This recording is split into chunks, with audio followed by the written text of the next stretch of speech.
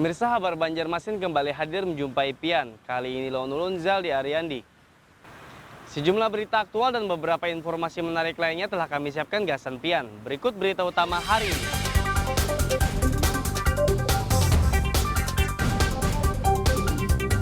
Diduga akibat korsleting, satu rumah di Sultan Adam, Banjarmasin terbakar.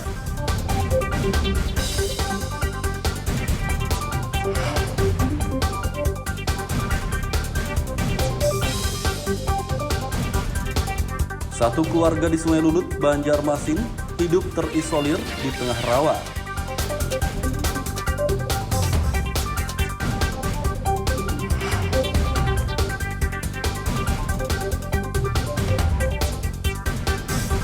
Pembangunan Puskesmas Mantuil, Banjarmasin molor, pelaksana proyek terancam penalti.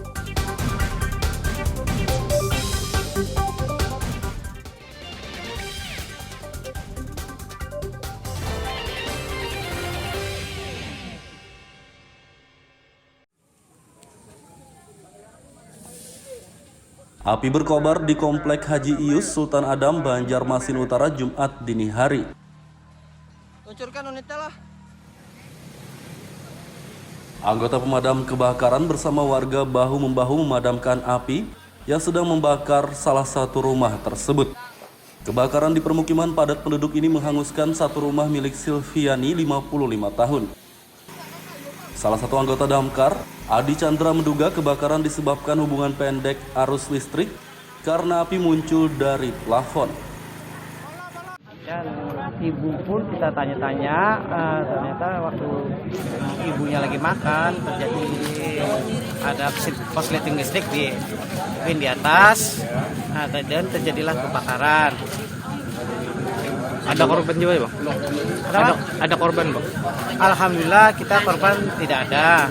Jadi cuma satu buah rumah 100% terbakar. Untuk api sendiri berapa menit baru bisa dipadamkan, Bang? Untuk api baru 30 menitan. Tidak ada korban jiwa dalam peristiwa ini, kerugian ditaksir ratusan juta rupiah. Dari Banjarmasin, Lutfi Darlan dan Hafiz Arhaman melaporkan.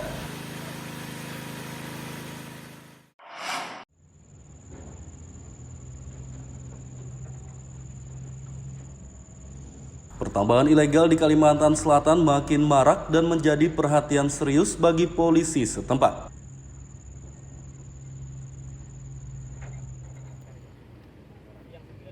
Kasus pertambangan ilegal yang ditangani Polda Kalsel selama tahun 2022 meningkat dibandingkan tahun 2021 lalu. Tahun 2021, Polda Kalsel hanya menangani 7 kasus pertambangan ilegal, sedangkan tahun 2022 mencapai 29 kasus. Di tahun 2022, ini terlihat bahwa jajaran Polda Kalsel lebih aktif di dalam melakukan penertiban terhadap kasus-kasus illegal logging maupun illegal mining. Kalau kita lihat ini peningkatan cukup signifikan, bahkan untuk illegal logging ini terjadi peningkatan sampai 300%, sedangkan untuk illegal mining terjadi peningkatan sekitar 87%. Nah, kemudian khusus untuk tindak pidana secara umum, bukan pengungkapannya yang terjadi penurunan, tetapi penyelesaian perkaranya yang belum selesai. Kita tahu di dalam penanganan perkara ini kan proses ada. Bisa saja kasus-kasus yang terjadi di tahun 2022 sampai dengan akhir tahun ini prosesnya masih bergulir, masih dalam proses penyidikan. Selain pertambangan ilegal, kasus pembalakan liar dan tindak pidana juga meningkat. Pembalakan liar tahun 2021 15 kasus dan tahun 2022 28 kasus. Sedangkan tindak pidana tahun 2021 5.031 kasus dan tahun 2022 5.364 kasus. Dari Banjarmasin, Lutfi Darlan dan Ahmad Fauzi melaporkan.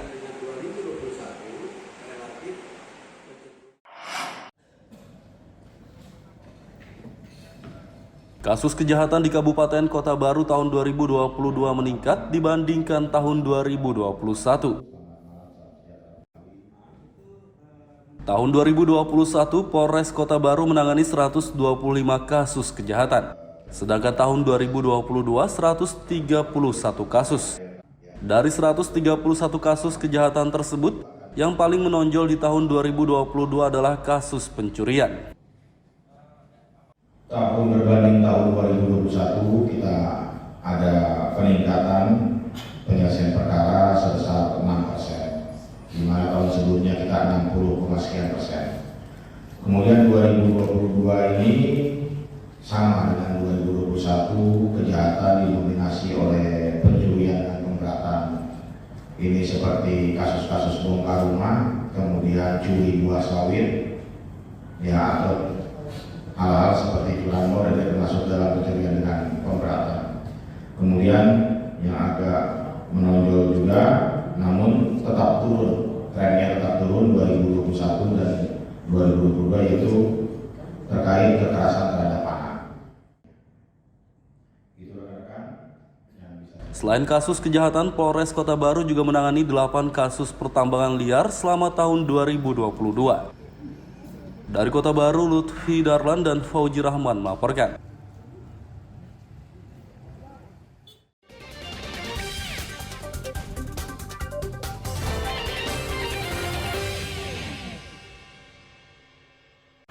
Pemirsa masih bersama kami dalam Habar Banjarmasin. Gasan Pian yang hanyar bergabung, berikut berita Banjarmasin utama hari ini.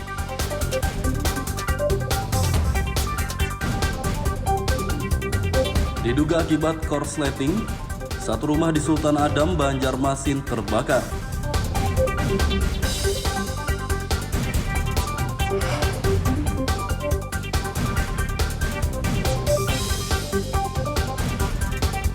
Satu keluarga di Sungai Lulut, Banjarmasin, hidup terisolir di tengah rawa.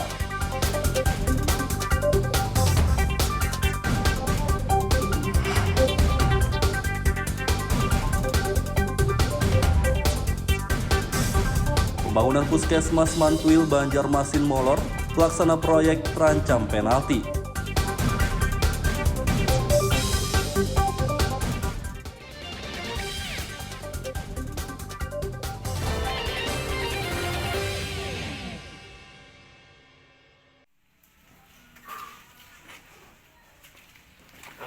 Satu keluarga di Gang Taufik, RT 27, Sungai Lulut, Banjarmasin Timur, hidup terisolir di tengah rawa.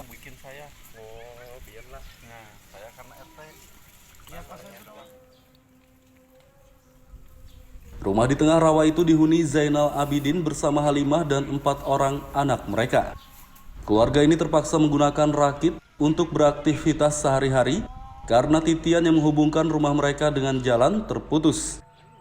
Rakit yang terbuat dari jeriken bekas dan kayu itu dijalankan dengan cara ditarik menggunakan tali yang terbentang dari rumah hingga ke tepi jalan. Halimah mengatakan keluarganya terpaksa menggunakan rakit karena titian kayu yang menghubungkan rumahnya dengan jalan putus dihantam banjir awal tahun 2021 lalu. 2 tahun numpang di sini. 2 tahun jadi aksesnya cuman ini. Ke Lampung nih Pak aksesnya. Siapa yang mulai nih? Abahnya yang mulai kan. Awalnya jalan titian tuh, Pak. Ini jalan titian sana soalnya yang rusak jalannya nih nah. Nggih. Titian tuh bola seorang juga kabun. Ini bola sorangan aja. Berapa orang pian di rumah? 6. Pian berdua laki pian, Ini anak pian anakku 4. 4 lah. Matun tuh bila kerusaknya nih Cel, anu nih. Titian. Pas kebanjiran lagi semalam tuh nah hancur lalu jalannya sudah bertahan. Berharap nih kawa usahakan pangjalan untuk memerintahnya kawa diusahakan gitu nah. Kesan keluar masuk anak sekolah gitu nah mengaji ya kan kasihan juga kan lewat Lampung kayak ini kan.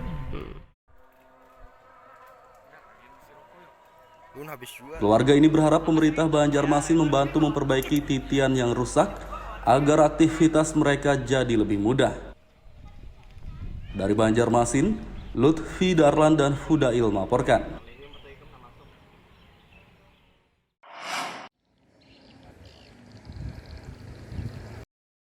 Bangunan puskesmas di kawasan Mantuil, Banjarmasin Selatan yang molor disoroti Dewan Perwakilan Rakyat Daerah DPRD setempat.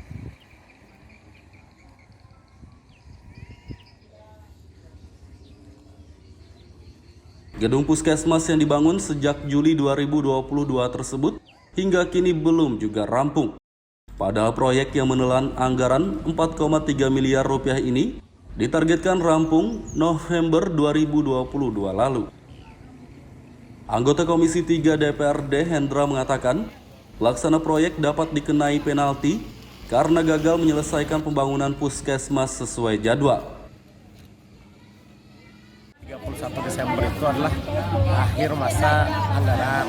Jadi semua proyek harusnya itu selesai tanggal 31 Desember 2022. Adapun yang tidak bisa menyelesaikan itu konsekuensinya bisa kena denda, kemudian bisa kena tegur. Dan bahkan ini kalau menjadi sisa anggaran menjadi masalah tersendiri buat Kota Banjarmasin.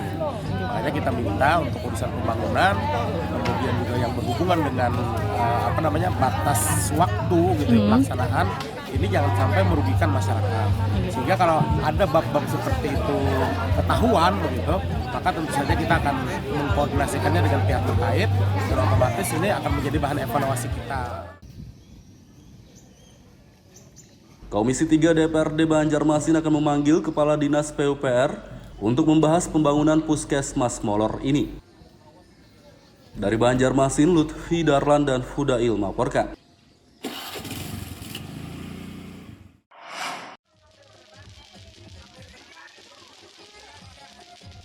Memeriahkan libur Natal dan Tahun Baru, warga di Kabupaten Tapin menggelar lomba permainan anak-anak yang sedang digemari, yakni lato-lato. Lomba lato-lato digelar di kawasan Lembaga Budi RT 9 Kecamatan Tapin Utara akhir pekan lalu. Lomba diikuti ratusan anak tingkat sekolah dasar dan sederajat dari berbagai kawasan di Kabupaten Tapin. Ajang ini dibagi beberapa babak, peserta yang terhenti memainkan lato-lato langsung gugur. Sedangkan peserta yang memainkan paling lama melaju ke babak selanjutnya. Mainan kayak ini nih? Kami benar. Pernah lah main kayak ini? Berapa lawas sudah main? Kami lawas bang. Berapa? Berapa hari? Ada 2 minggu ada. 2 minggu? Ya. Kenalnya dari mana nih? Main di TikTok. Oh TikTok. Ya. Langsung bisa lah? Ada 2 bang. Berapa nomor mainannya nih? 15.000. 15.000. Bang, 7 lah ada pertandingan nih. Ada 2. 1 aja. Menang dulu lah. Ada 4. Peserta lomba berjumlah 240 anak dan perlombaan berlangsung 1 hari saja. Tadi kita adakan dari pendaftaran gratis, kemudian kita adakan dari pertama yaitu penyisihan itu dari 20 peserta. Kita mulai pelaksanaan dilakukan lomba dari awal sampai sisa 4 atau 6 orang tadi sekitar dalam waktu kurang lebih 15 menit itu yang kita ambil dari penyisian. Sebelum beberapa kali penyisian masuk ke babak semifinal tadi ada 24 peserta yang terjadi. Cara lombanya kayak apa nih? Jadi berlawasan aja kita. Jadi kita berlawasan aja. Siapa yang paling lawas itu yang kita ambil. Selain memeriahkan libur Nataru, lomba bermain lato-lato untuk mengurangi anak kecanduan bermain telepon genggam. 6 peserta terbaik dalam lomba ini akan mendapat piala dan uang pembinaan dari panitia pelaksana. Dari Kabupaten Tapin, Lutfi Darlan dan Abdillah melaporkan.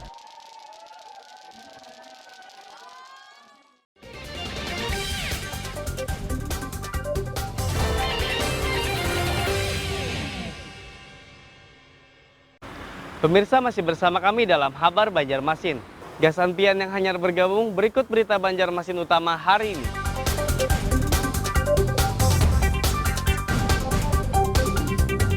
Diduga akibat korsleting, satu rumah di Sultan Adam, Banjarmasin terbakar.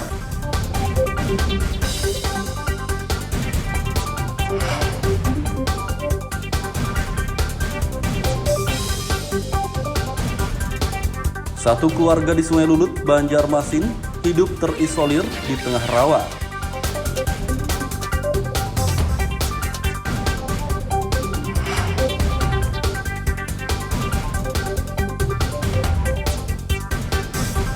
Pembangunan Puskesmas Mantuil, Banjarmasin molor, pelaksana proyek terancam penalti.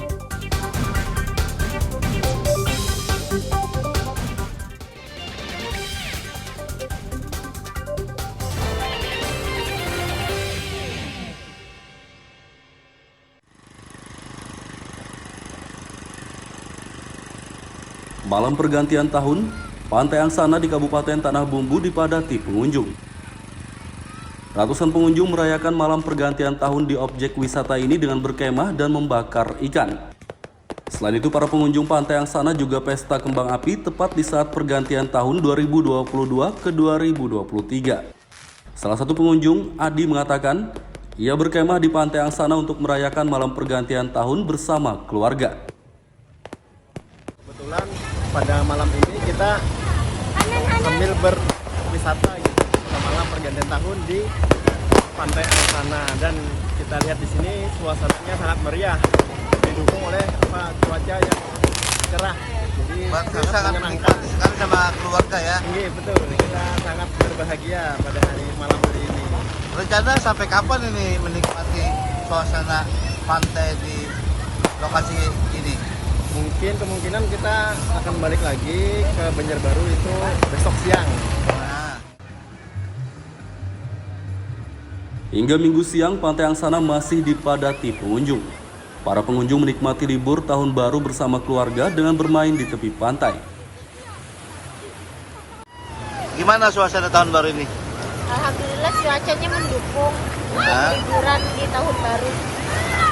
Ini ada sama rombongan ya? Satu rombongan, kami satu keluarga. Kalau melihat dari sisi suasana tahun baru ini gimana di pantai ini? Rame, asik, cuaca mendukung, nggak panas. Nggak kalah ya dengan daerah yang ada di luar?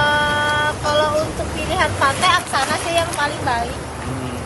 Tidak kalah dengan daerah luar ya? Iya. Ini sedang apa nih? Main-main pasir aja. Pantai Angsana yang indah ini berjarak sekitar 5 km dari Kabupaten Tanah Laut dan 200 km dari kota Banjarmasin. Tiket masuk ke pantai ini sangat terjangkau, yakni Rp10.000 per orang. Dari Kabupaten Tanah Bumbu, Lutfi Darlan dan Fahmi melaporkan.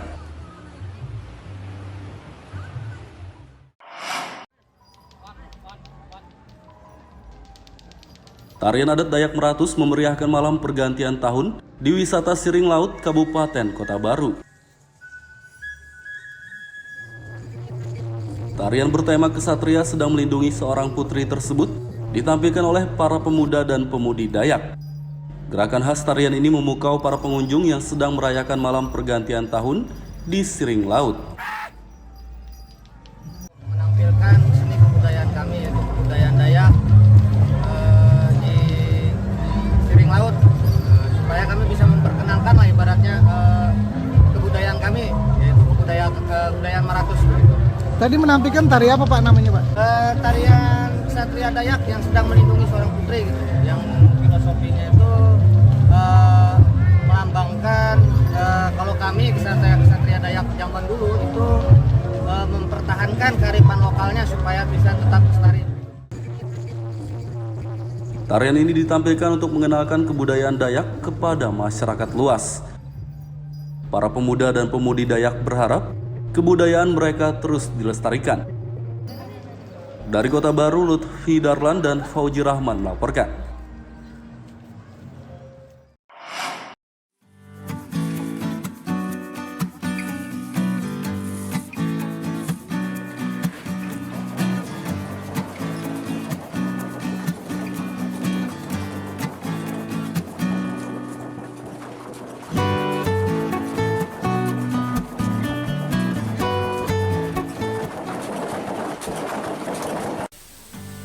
Tumbuhan purun merupakan jenis tumbuhan liar yang biasanya tumbuh di daerah dataran rendah seperti di lahan hutan galam atau lahan pertanian. Tumbuhan ini biasanya digunakan untuk membuat berbagai macam kerajinan anyaman seperti bakul, tikar, topi, tas, dan berbagai macam kerajinan lainnya. Kerajinan anyaman purun biasanya ditekuni oleh kaum ibu-ibu petani seperti di Kabupaten Batola ini. Penganyaman tumbuhan purun menjadi kerajinan merupakan kegiatan yang biasa mereka lakukan sehari-hari di sela waktu mereka bertani.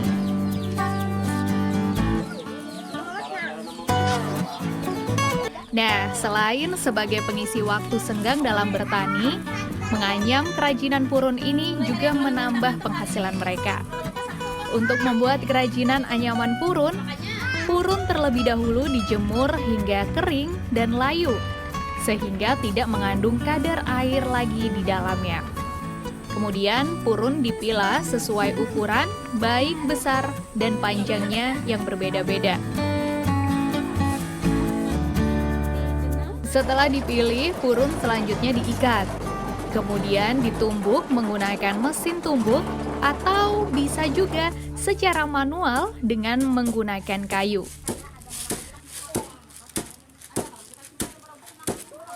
Proses ini akan membuat purun lebih kuat dan benar-benar kering, serta tidak mengandung kadar air lagi.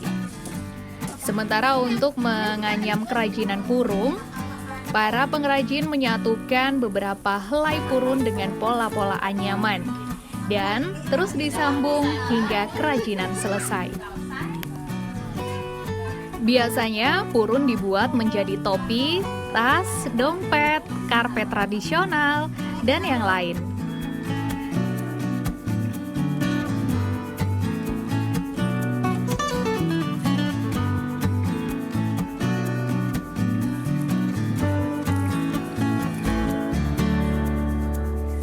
Salah seorang pengrajin anyaman purun, yaitu Erna, mengatakan membuat kerajinan purun merupakan kegiatan sampingan selain bertani.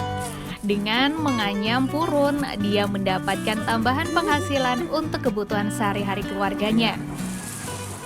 Kalau selain membuat ikan ini apa biasanya? Itu rumah petani kita habis tanam ini sampingannya lagi.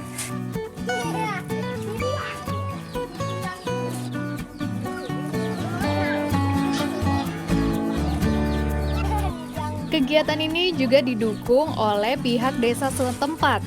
Menurut Kepala Desa Sungai Raya, Amar Jadi, mengatakan agar bahan baku kerajinan purun tetap tersedia, pihaknya telah menyisihkan dana desa untuk budidaya tumbuhan purun. Budidaya purun ini tetap kami kembangkan, yaitu dengan cara salah satunya untuk permodalan kami sisihkan untuk kegiatan di bidang BUMDes. Jadi dana itu kami ambilkan untuk budidaya purun ini dan dianggarkan untuk di dana desa. Selain sebagai penambah penghasilan bagi para petani di sela waktu mereka, nah, menganyam kerajinan purun ini juga merupakan kearifan lokal yang sudah turun-temurun dilakukan sejak zaman dahulu. Muhammad Lutfi Darlan melaporkan dari Batola, Kalimantan Selatan.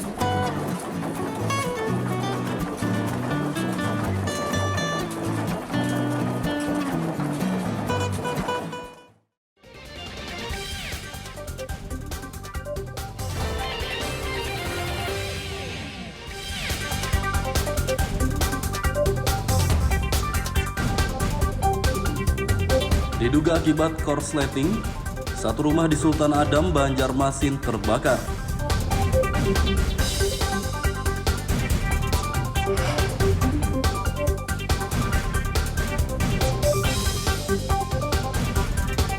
Satu keluarga di Sungai Lulut, Banjarmasin, hidup terisolir di tengah rawa.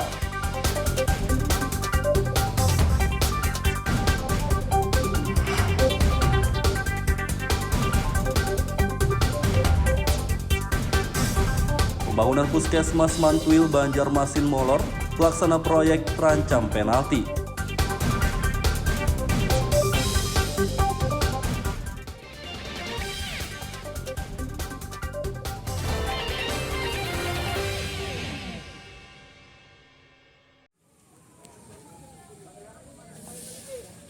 Api berkobar di Komplek Haji Ius, Sultan Adam, Banjarmasin Utara, Jumat dini hari. Luncurkan unitnya lah. Anggota pemadam kebakaran bersama warga bahu-membahu memadamkan api yang sedang membakar salah satu rumah tersebut. Kebakaran di permukiman padat penduduk ini menghanguskan satu rumah milik Silviani, 55 tahun. Salah satu anggota damkar, Adi Chandra, menduga kebakaran disebabkan hubungan pendek arus listrik karena api muncul dari plafon. Dan ibu pun kita tanya-tanya, ternyata waktu ibunya lagi makan terjadi ada korsleting listrik di pin di atas, dan terjadilah kebakaran. Ada korban jiwa ya, Bang? Ada korban, Bang? Alhamdulillah kita korban tidak ada. Jadi cuma satu buah rumah 100% terbakar. Untuk api sendiri berapa menit baru bisa dipadamkan? Untuk api baru menit 30 menitan. Tidak ada korban jiwa dalam peristiwa ini, kerugian ditaksir ratusan juta rupiah. Dari Banjarmasin, Lutfi Darlan dan Hafiz Arhaman melaporkan.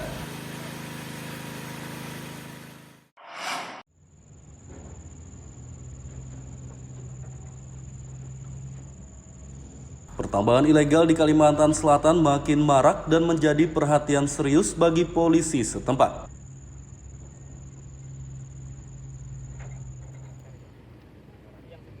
Kasus pertambangan ilegal yang ditangani Polda Kalsel selama tahun 2022 meningkat dibandingkan tahun 2021 lalu.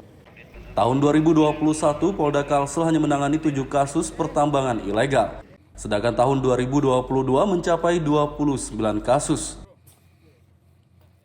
Di tahun 2022, ini terlihat bahwa jajaran Polda Kalsel lebih aktif di dalam melakukan penertiban terhadap kasus-kasus illegal logging maupun illegal mining.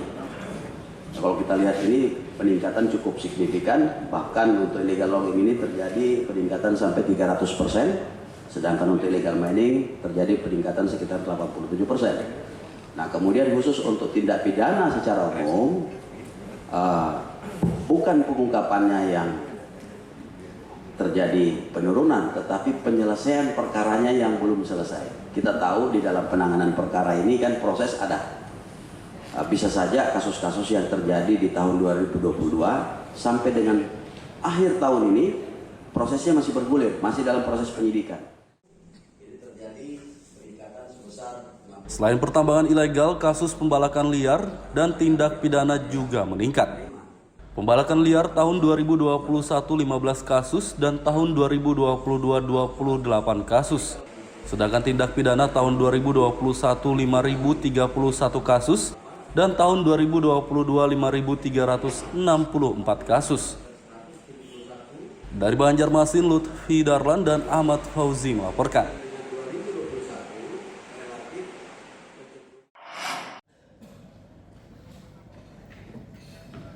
Kasus kejahatan di Kabupaten Kota Baru tahun 2022 meningkat dibandingkan tahun 2021.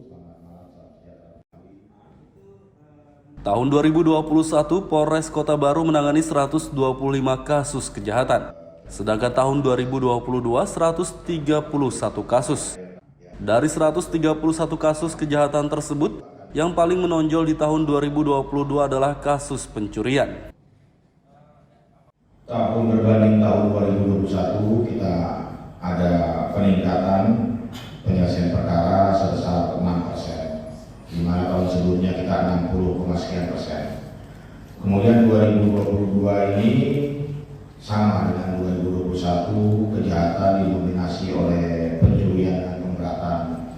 Ini seperti kasus-kasus bongkar rumah, kemudian curi buah sawit, ya, atau hal-hal seperti curanmor dan termasuk dalam pencurian dengan pemberatan. Kemudian yang agak menonjol juga, namun tetap turun, trennya tetap turun 2021 dan 2022, yaitu terkait kekerasan terhadap anak. Selain kasus kejahatan, Polres Kota Baru juga menangani 8 kasus pertambangan liar selama tahun 2022. Dari Kota Baru, Lutfi Darlan dan Fauzi Rahman melaporkan. Pemirsa, informasi tadi sekaligus menutup perjumpaan kita kali ini.